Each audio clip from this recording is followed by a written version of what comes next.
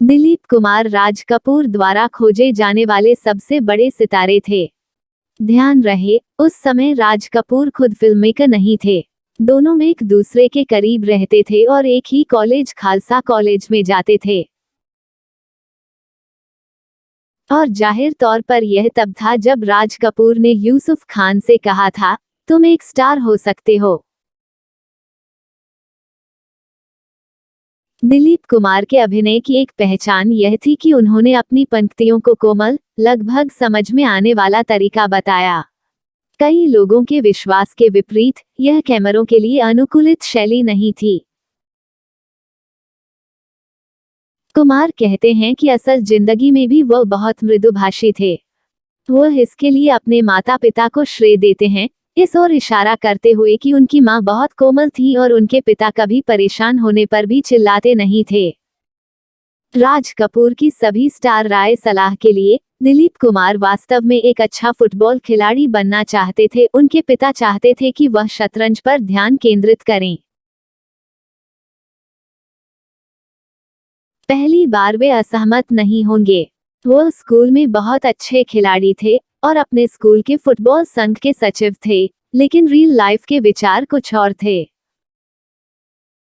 जैसा कि बहुत से लोग जानते हैं, दिलीप कुमार का जन्म मोहम्मद यूसुफ खान के रूप में हुआ था।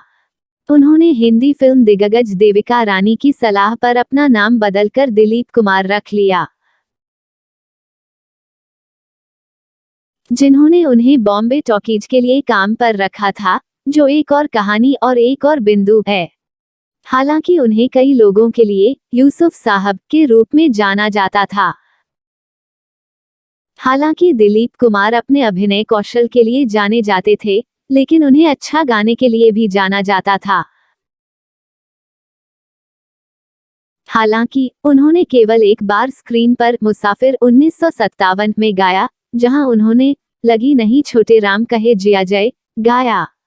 बहुत से लोग इस बात से चकित थे कि उसकी आवाज उस आदमी की आवाज से कितनी मिलती जुलती थी, जिसने उसके लिए इतनी बार गाया था, तलत महमूद।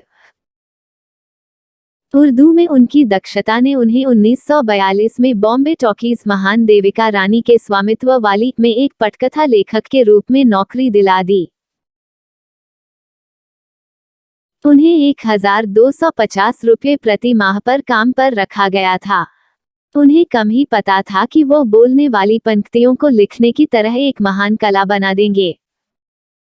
अपने पिता के साथ एक तर्क ने कुमार को पुणे जाते हुए देखा। उन्होंने वहां एक सैंडविच स्टॉल स्थापित किया। बहुत अच्छा व्यवसाय भी किया। घर वापस जाने से पहले 5000 रुपये की एक रियासत की बचत की। महान अभिनेता के पास घर के आसपास की चीजों को ठीक करने की आदत थी। रेफ्रिजरेटर रैक को कपड़े के हैंगर से ठीक करने की कोशिश से लेकर अपने जूते के रैक की सफाई करने तक, दिलीप कुमार घर में व्यस्त थे। यह भी माना जाता है कि उसने एक बार घर पर कहर बरपाया था, एक स्प्रे बंदूक के साथ तिलचिट्टे का पीछा करते हुए, उसकी पत्नी सायरा बानो के अनुसार। और हाँ, विस्तार पर उनका प्रसिद्ध ध्यान हाउसकीपिंग तक बढ़ा। प्रसिद्ध फिल्मफेयर पुरस्कार पहली बार 1954 में प्रस्तुत किए गए थे और सर्वश्रेष्ठ अभिनेता का पुरस्कार जीतने वाले पहले व्यक्ति दिलीप कुमार दाग में उनके काम के लिए थे। उन्होंने 8 बार पुरस्कार जीता, एक रिकॉर्ड जो उन्होंने शाहरुख खान के साथ साझा किया, और लगातार 3 साल 1956 से 1958 तक आजाद, देवदास और नया दौर के लिए पुरस्कार जीतने वाले एकमात्र व्यक्ति हैं। उन्हें हर उस दशक में नामांकित किया गया था जिसमें वे सक्रिय रूप से अभिनय कर रहे थे। उनका आखिरी नामांकन 1992 में सौदागर के लिए आया था। पाकिस्तान का सर्वोच्च नागरिक पुरस्कार जीतने वाले एकमात्र भारतीय। एक भारतीय विजेता पाकिस्तान का सर्वोच्च नागरिक पुरस्कार, वो भी 1990 के दशक के तनाव भरे समय में।